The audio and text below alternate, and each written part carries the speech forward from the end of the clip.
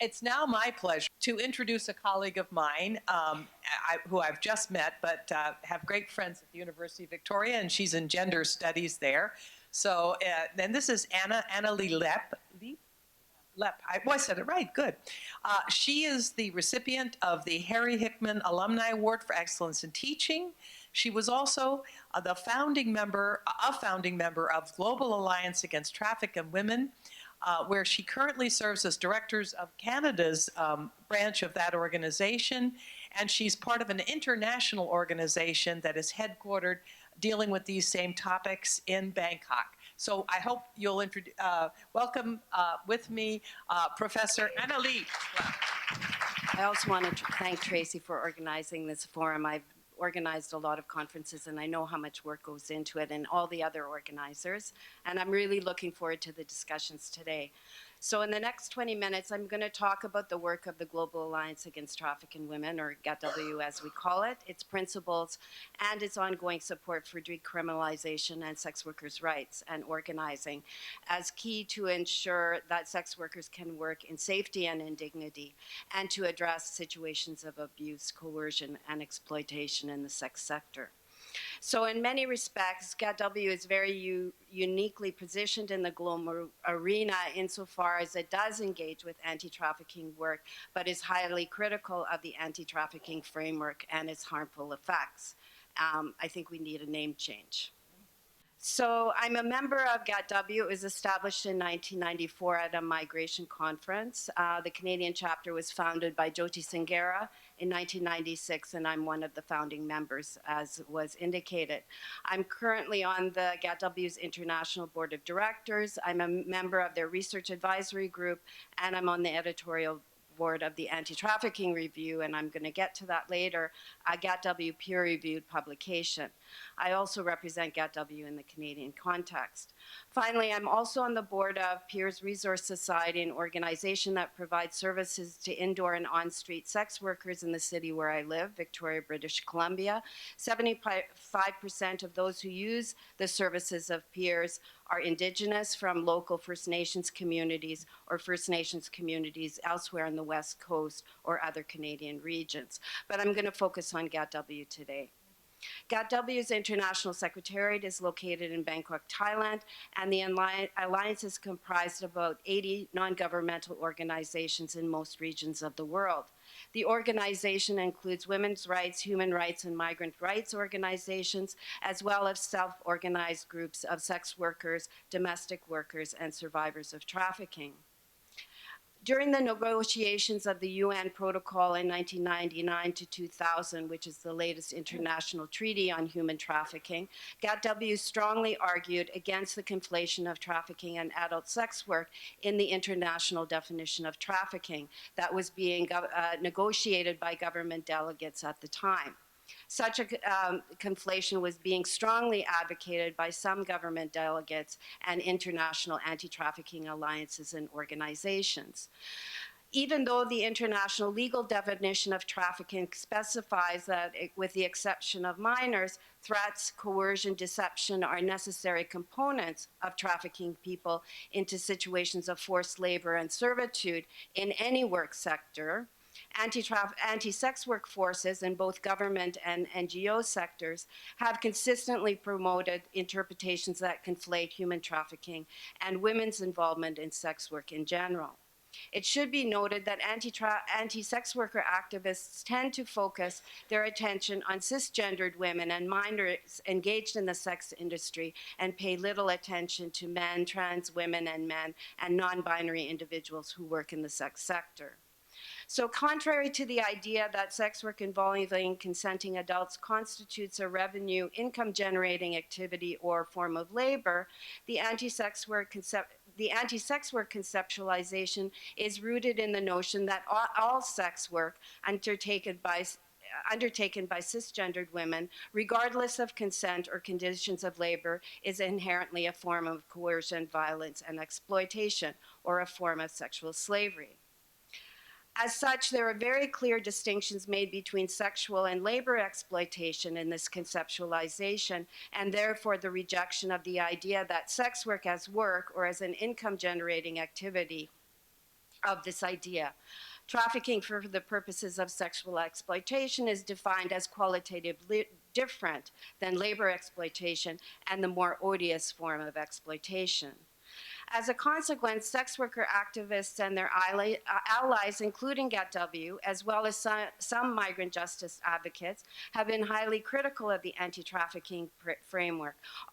arguing that it erases the intersectional differences amongst sex workers, all genders and sexualities, indigenous and racialized, migrant and domestic, and their varied experiences working in very diverse sectors. It has also been argued, including by GetW, that the anti-trafficking framework constitutes a particularly powerful mechanism deployed by the state and NGOs to pursue anti-sex work agendas, especially through the promotion of the Nordic or end-demand model, whereby women sex workers are defined as victims and decriminalized, but clients and third parties are criminalized as a method to eradicate the sex industry. Others have also pointed out, including GetW, that the anti-trafficking framework has constituted an equally powerful mechanism used by states and NGOs to pursue anti-migration agendas, such as stopping the flow of women's migration, in particular in both source and destination countries, all in the name of protection. Such strategies do not take into account that those who are prohibited from migrating out or in will access unsafe and clandestine routes via reliance on third parties to get to their destination. Although governments and NGOs in Canada and the US in particular have come to focus more and more on domestic trafficking as opposed to transnational trafficking for the purposes of sexual exploitation, GetW's work concentrates mainly on women's experiences and human, social, and labor rights in the context of migration, whether for sex work, domestic work, or other sites of formal and informal labor within the context of a globalized labor market and in the context of the crises of human insecurity, dispossession, and displacement.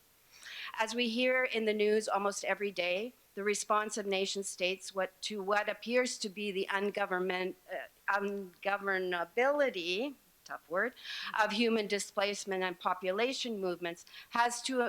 been to impose increasingly stringent immigration and securitization policies and fortress-like border controls to engage in the warehousing of populations in refugee camps, prisons, and detention centers in the name of national security and the preservation of national identities, to harden the hierarchies between citizen and non-citizen and between the deserving and undeserving. Refugees and economic migrants, legal and illegal, smuggled and trafficked persons are administrative and legal categories and denote differential access to humanity and rights.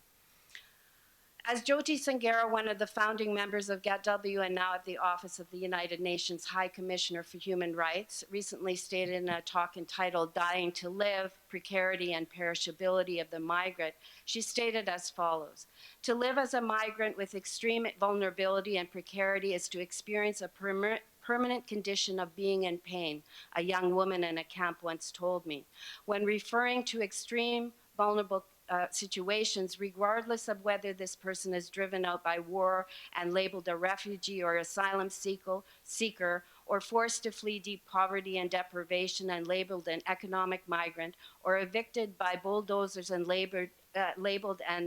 as anti-development, the reality ultimately encountered by each may be equally abominable and unbearable. It matters little to this migrant what label is slapped onto them, nor whether they escaped by the services of a smuggler, a handler, a trafficker, or by hopping onto a leaking dinghy. What matters is that they arrive at a safe place with their life and that of their loved ones intact, and receive shelter, food, clothing, respect, and all else to live a life of dignity. When they are deported or ordered to go back from where they came, there is nowhere for them to go back to. That place that they called home has ceased to exist, is no longer livable. In 2007, GATW published a study entitled Collateral Damage, an Impact of Anti-Trafficking Measures on Human Rights Around the World. Based on evidence from 8 countries, this study concluded that despite the investments of hundreds of millions of dollars in anti-trafficking work and the good intentions of countless NGOs, especially marginalized categories of people such as migrants, internally displaced persons, refugees, and asylum seekers have suffered unacceptably negative consequences, and that anti-trafficking measures have been counterproductive for the very people they are supposed to benefit most directly, especially given attacks on migrant mobility and sex workers' rights, policies of conditionality, receiving assistance conditional on cooperating with law enforcement in the prosecution of traffickers, and the practices of detention, protective or otherwise, and deportation for people's own good. Another study, what is the cost of a room, or a guide to sorting out the myths and the facts about sporting events and trafficking, challenged the common misconception that trafficking for the purposes of sexual exploitation increases in the context of sporting events. And this study called for evidence-based responses. While all the evidence-based research indicates that the claim about the increase in trafficking for sexual exploitation during sporting events does not reflect reality, for some reason it does not die and has been used by state governments and NGOs to justify enhanced border security, the profiling and surveillance of both migrant and domestic sex workers, and the raiding of sex worker establishments in the name of rescuing them from sexual slavery. Given such findings, GATW has challenged NGOs,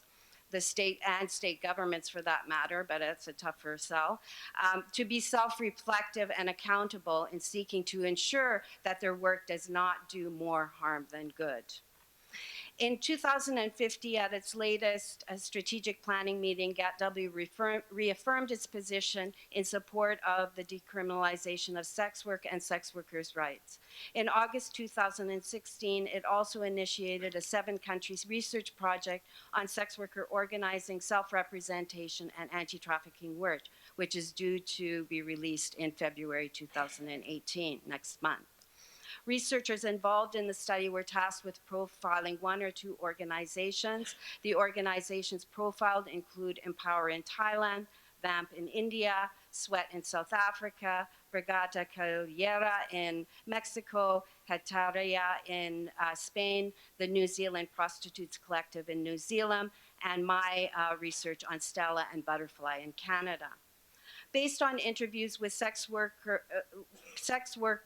organizational representatives and sex workers, the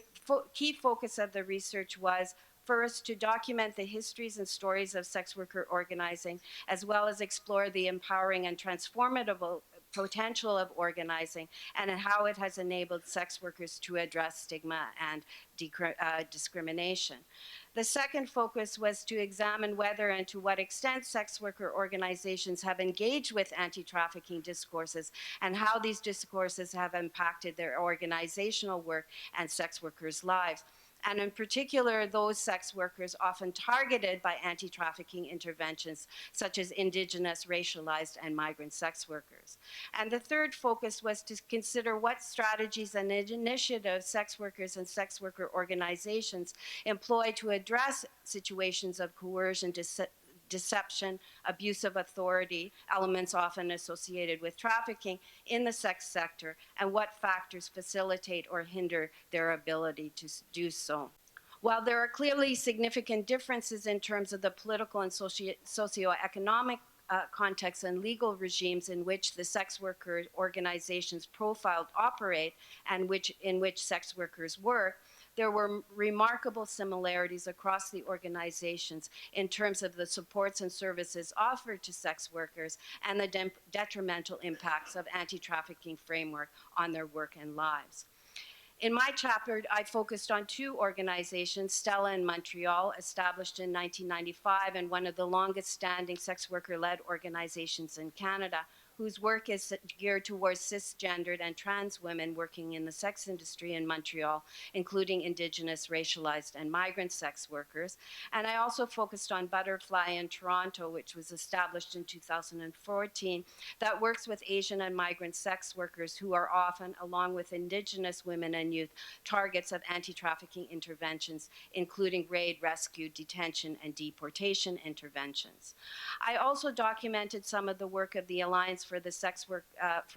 Law Reform, formed in 2012, and then currently it's an alliance of 25 Canadian member organizations of sex worker rights and allied groups from across Canada. Its main mandate is to advocate for sex work decriminalization as one part of the larger struggle for the recognition and actualization of sex workers' rights. So I don't have time in my brief 20 minutes to talk about all of the findings, but I'll just highlight some key ones. In 2014, Canada passed what was termed by the Conservative government at the time as the Made in Canada End Demand legislation. And this was a response to a Supreme Court decision in 2013 that struck down 3 provisions of the previous prostitution laws as unconstitutional and as violating sex workers' rights to safety, security under the Canadian Charter of Rights and Freedoms. In the new 2014 prostitution law, prostitution was redefined as sexual exploitation and all sex workers as victims. The laws criminalize clients and third parties, public communication in certain areas, working with others, and advertising sexual services, with the main objective being to eradicate prostitution. And this basically translates into the full criminalization of the industry. 3 years after the laws were enacted and based on sex workers' reports across the country, the Canadian Alliance for Sex Work Law Reform has confirmed the law's endangering effects, with the greatest impacts on Indigenous, transgender, racialized, and migrant sex workers. They have intensified the displacement and isolation of sex workers, increased targeted violence, stigma, and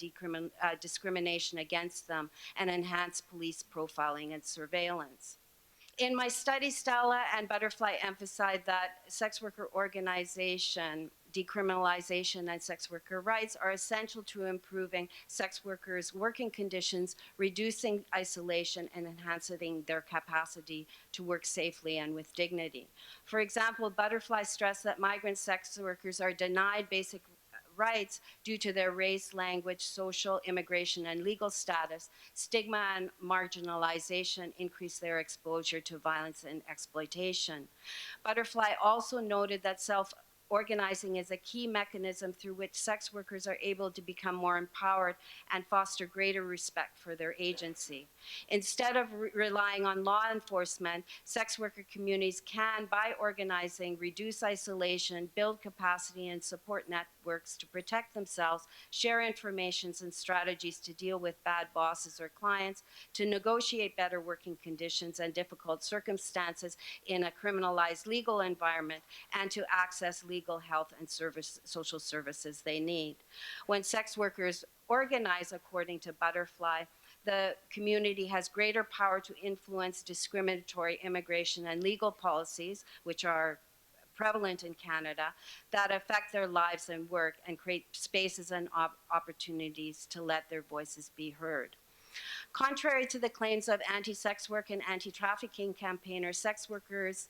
in my study do acknowledge that abuse, violence, and coercion exist in the sex industry, but add that what is problematic is the overzealous application of anti-trafficking laws to encompass activities and relationships that are not exploitative. The sex workers interviewed also emphasized how anti-trafficking narratives negate their realities and are used to justify criminalization, repressive undercover sting operations across the country, enhanced surveillance, raid, and rescue operations, all of it which compromises the ability of sex workers to employ essential safety strategies in their work. In their view, sex workers are best positioned through peer-based models to detect cases of exploitation and coercion and to address working conditions in various sectors of the industry. Hence, their message to anti-trafficking organizations and the government is to is a call to support sex workers' rights, to stop conflating sex work, migration, and trafficking, to recognize the right not to be rescued, to treat sex workers with respect and as stakeholders who are concerned about and have long worked at the grassroots level to improve the safety, well-being, and dignity of those working in all sectors of the sex industry. In February, representatives from each of the organizations profiled in the GAPW study,